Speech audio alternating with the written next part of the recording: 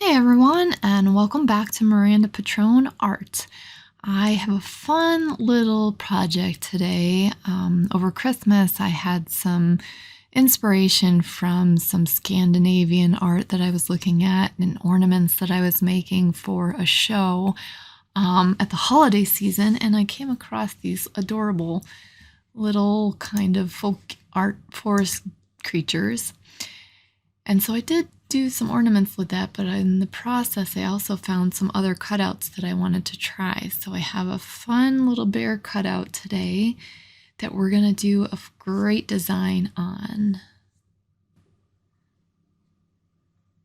So of course I chose my color palette, but this is what I ended up with for my design on this little bear.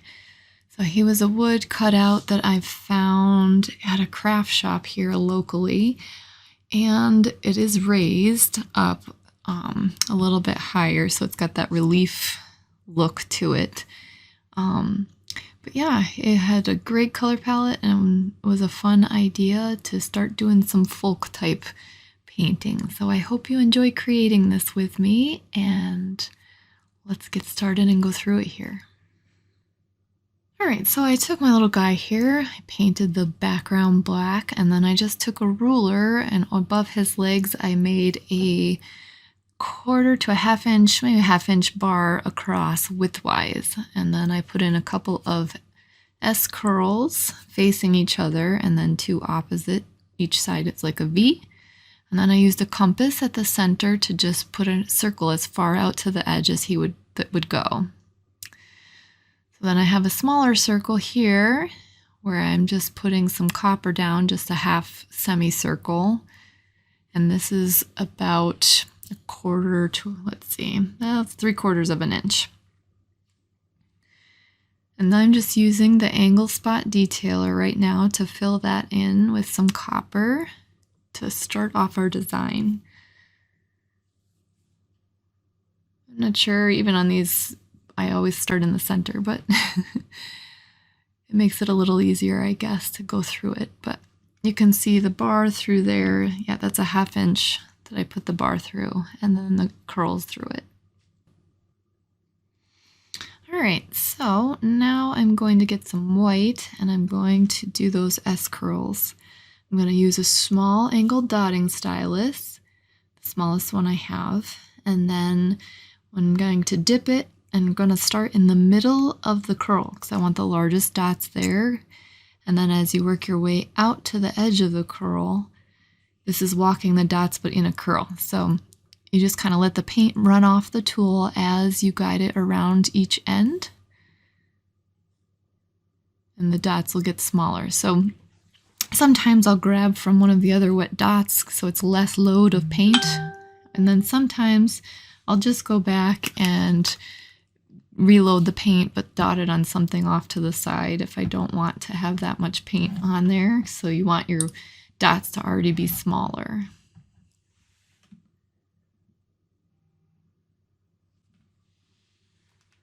I just start in the center and then work my way up around the top of each of them, letting the dots get progressively smaller just because there's less paint on the tool.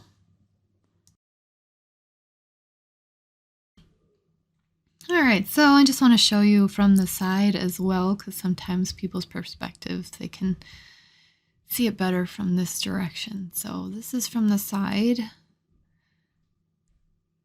I'm just working my way on that sketched curl that I made.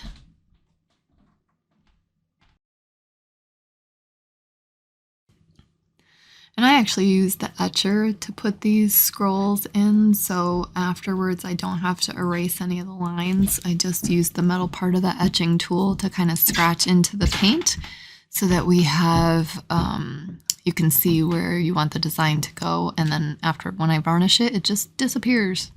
You could also just wipe it with a damp cloth or a wet paper towel, and it will go away.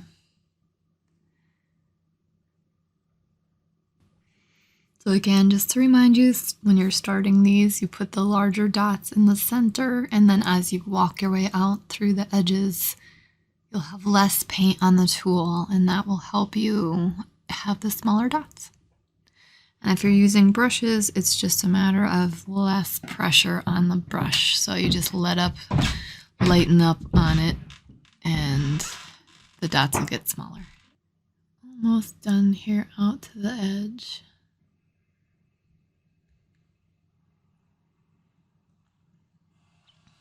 And now I'm going to go back and grab the copper again with the small dotting tool.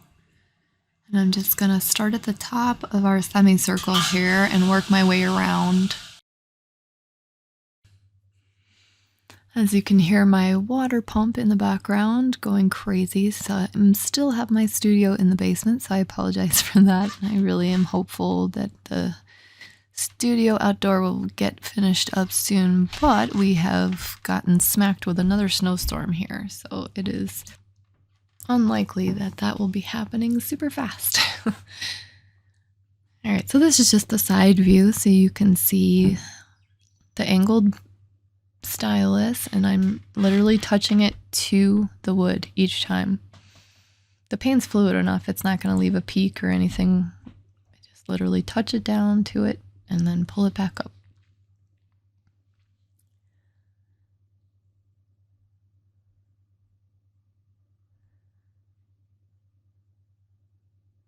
So now I'm coming to the legs here, and I want to do something a little different because we're doing the folky type Scandinavian inspiration. So I kind of want to just do some little like flicks. If you were doing this with brushes, you would just kind of flick the brush, a little mini brush, you just kind of flick it. So we can simulate that with the edger tool. If we just put a dot down here and then kind of flick it, drag it out. Gotta do these little ones fast because they'll start to dry and we won't have any paint to drag out. But this is the zinc. It's a really nice gray. I really like this one. Multi-surface paint. And I'm just using the etcher tool, one end to put the dot down, and then the metal end to just kind of flick that paint, scratch it out. Not digging down into the wood, I'm just gently kind of dragging the paint. Now something I'll say, and something I never do lately, you can put a thin coat of varnish over the wood before you even start painting on it, or say you already put the black background down and then put a coat of varnish on it, and that actually will stop the paint from soaking into the wood. It also will give you a smoother surface to work on, so if the etcher is kind of sticking on the metal end as I go here. So just so you know and can be prepared. I almost never do that. There's also something called wood reclaim, or there's like a wood filler. Oh, I can't think of the name of it right now. Deco Art has it. It's like a treatment that you put over wood to fill in the cracks, and it's just a brush coat on. Or you could also use gesso. So this kind of gives it that little flick look. And the folk art and all the Scandinavian art, they have lots of like flowers and leaves and little simulated grains, things like that on their animals. So that's where I was going with this. And I'm going to do one of these on each of the bear's legs. And again, I'm starting in the center with the larger dot and then working my way up and then down the side. Can't really see it from this top angle super well, but you saw in the side angle what I just put a dot down and then drag it out with the metal edge.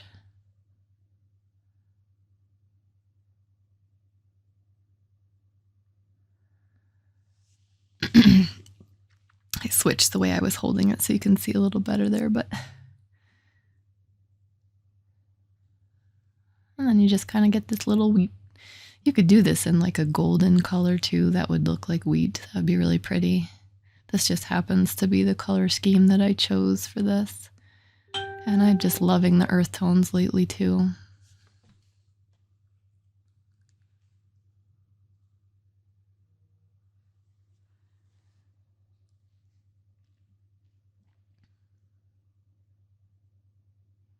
So while I'm doing this, I just want to take a quick opportunity to ask what you guys have been up to. Maybe pop in the comments, tell me where you're watching from. The last video I asked how long people have been watching with me, and some of you have been in it for the long haul. I think I've been on YouTube since 2009, but then I started actually putting the mandala videos on, I think in 2011, 2013, maybe in that zone. But you have been with me for a long time. So it's been awesome going through all this with you guys and learning community and meeting everybody. I really enjoy it. Okay, so now I'm using the 3mm angled dot stylus. And I have this really gorgeous black obsidian extreme sheen. Now you'll see it's super shiny, so it plays with the camera and the lights, but it's like a black shimmery shiny paint. It's very pretty. And I messed it up on the right over there, so you see where I kind of streaked it off a little bit using a silicone tool, and I'll go back over that with my matte black just to cover that up. But that's how easy it is to just kind of fix something that you didn't want on there. It dripped on me. That's one of the things with the extreme sheens, I will say, they get a little bit thicker, so there's like a string sometimes that will pull up from the side. And you just have to make sure it drops down into your dot or it will flap over on your piece. This little lovely crystal blue.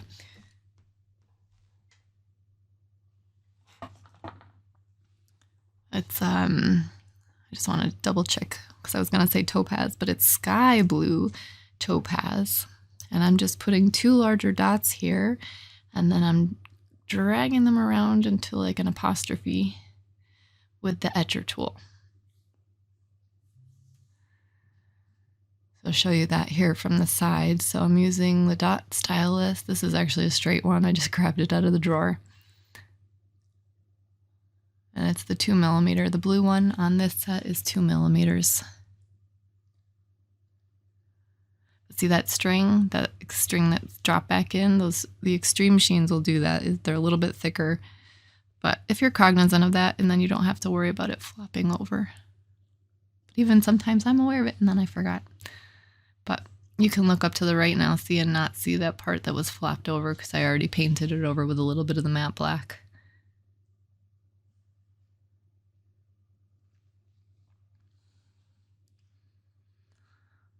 Alright, so we'll do a couple dots of that blue topaz too to kind of carry that throughout the piece. That's something I really enjoy doing, is making your mandalas kind of come together by adding your colors throughout the mandala. Kind of throughout the whole piece if it's not just even on the mandala, but I'm just thinking about what else I want to do. I think I wanted to put a collar for this bear. I'm using the etcher tool, the gold end. And then I'm going to walk some dots out here, kind of in a little arc, following the neckline. And then I'm going to come through and do our little etch, the metal end, and etch it out. Give it that little brush flick here.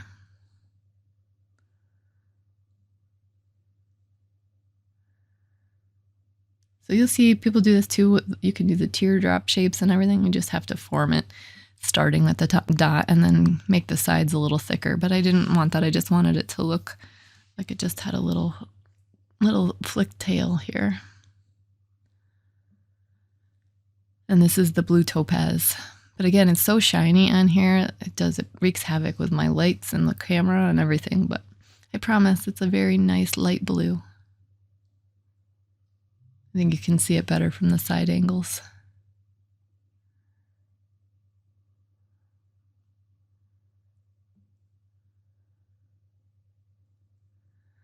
So see that too, the string that comes up with each of those. Make sure you pull the tool straight up so that it doesn't flap over on you.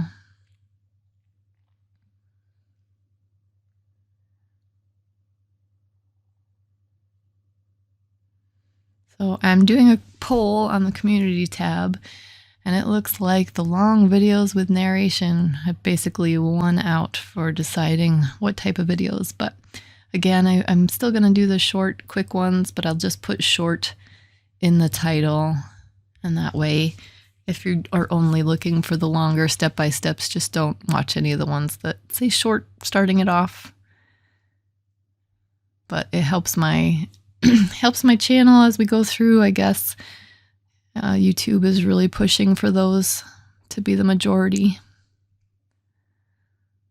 I don't know how people can learn from something so fast, but all right. So still with the blue topaz, I have it on the 2mm here, and we'll do some upside down ones from the little apostrophe that we did. I guess it's not upside down here. This would actually be like an apostrophe from this point of view. But you make the dot and then just grab it with the metal on one side and pull the tail around. And really some of the paints, the fluidity of them is enough that you could drag that tail around wherever you wanted it. So you could do all sorts of shapes, little waves, whatever you wanted to do. But also the more you work with it, the more you'll get used to it.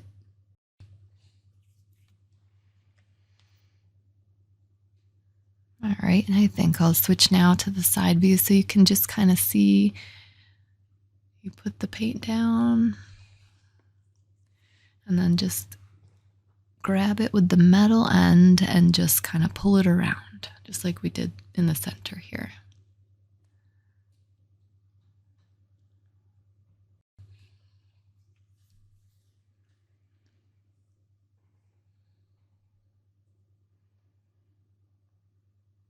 Our little Folky Bear's coming along here. Let's give him an eyeball. And I'm just using white and mostly just doing an outline here. Just an ovoid, angled type eye. I'll give him a little pupil. There we go.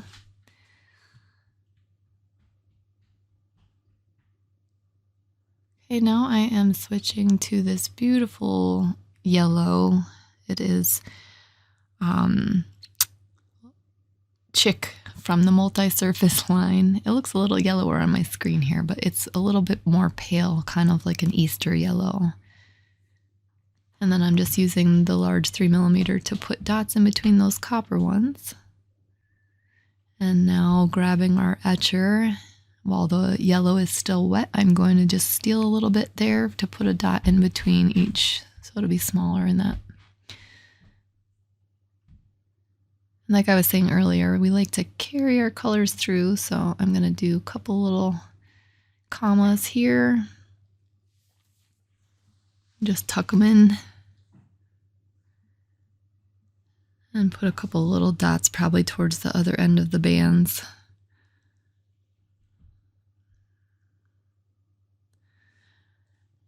All right, so now this is Williamsburg blue.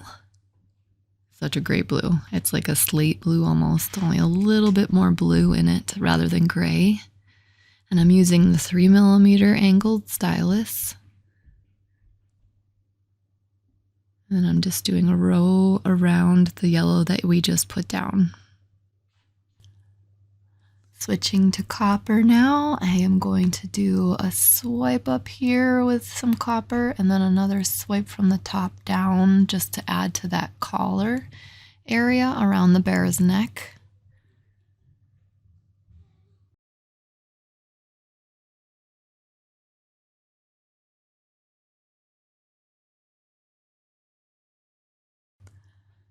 So you can see from the side view, I'm just using the stylus this time and just drag it out until the paint runs off the tool. So you'll get used to deciding how long and how much paint you need for the swipes when you use the styluses.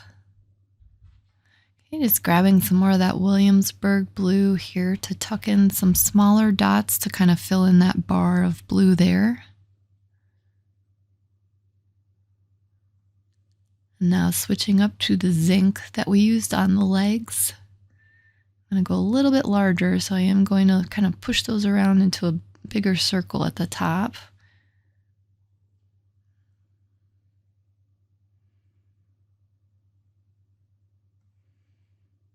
And then just continue that zinc on around the side.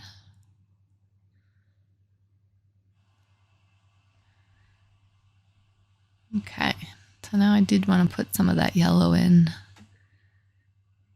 just to kind of balance out the piece a little bit with a little more of it. Plus it's a nice little pop of yellow here. But you can see the difference it makes when you have that in there. It kind of actually delineates that bar a little bit. And back to the etcher with the metal end here.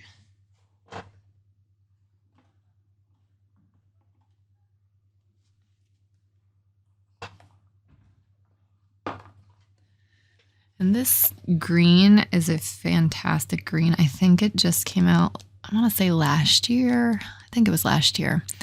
It's called Desert Cactus. And the Desert Cactus is such a great, like, you have slate blue. This is almost like a slate green. It's just like a darker olivey grayish green.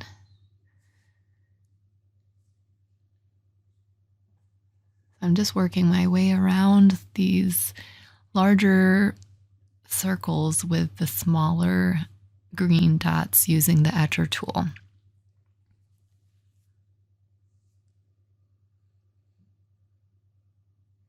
I will say, if you varnished your piece, some people have had trouble with the pointy end holding paint. So I'm not sure if it's because I'm actually pushing it down into the wood on this one, because I generally don't have a problem with it, but I also don't varnish ahead of time. So that's just a forewarning. If you have varnished, you might maybe need to load it on the metal end and then reload it again so that it'll hold a little bit more paint for you. Or you just could switch to something like a mechanical pencil and use the lead from that to make dots too. And I'm going to switch to the gold end so I can do some larger dots of this desert cactus, because I really love this green. I think it really helps balance out this earthy tone. Okay, so bringing that green in here a little bit too, just in between our Williamsburg blue and then down where our scrolls meet. I'm going to tuck a little bit of green there as well.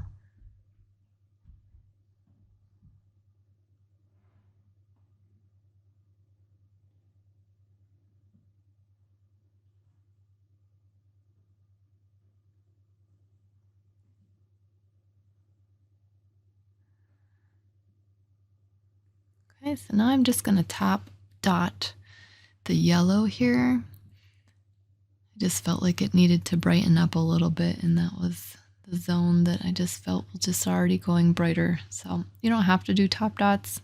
There's a lot of pieces I have not done top dots on. I really like having the color show through as a blocked color. So I'm just going to put a little green over here around the collar next to the copper. And then at the top here, I'm going to use oh my goodness, soft jade.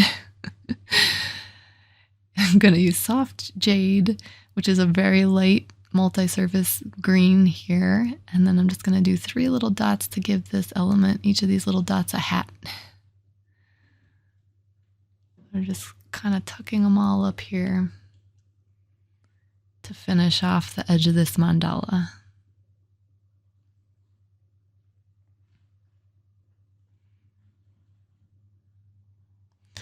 And there we have our little bear all done. So those lines you see will go away when I varnish.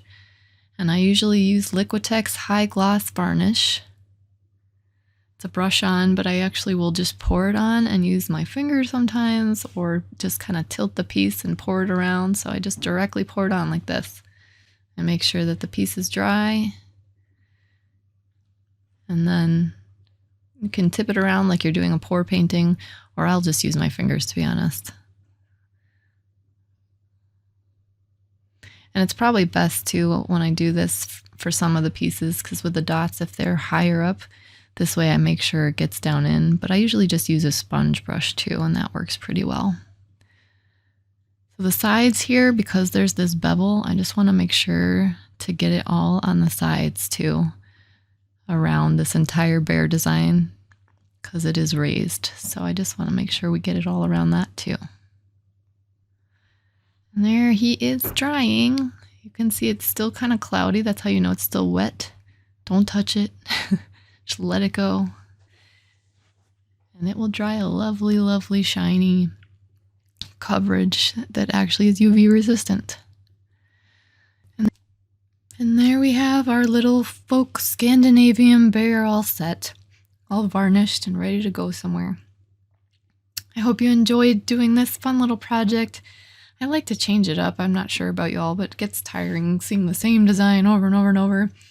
And so I like to have some things different. So I hope this was different enough for you.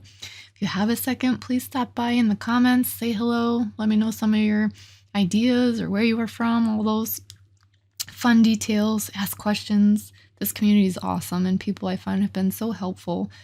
And it's really just a positive energy that I like to keep going with these. So I wish you all well, and I hope you have an awesome week. Take care.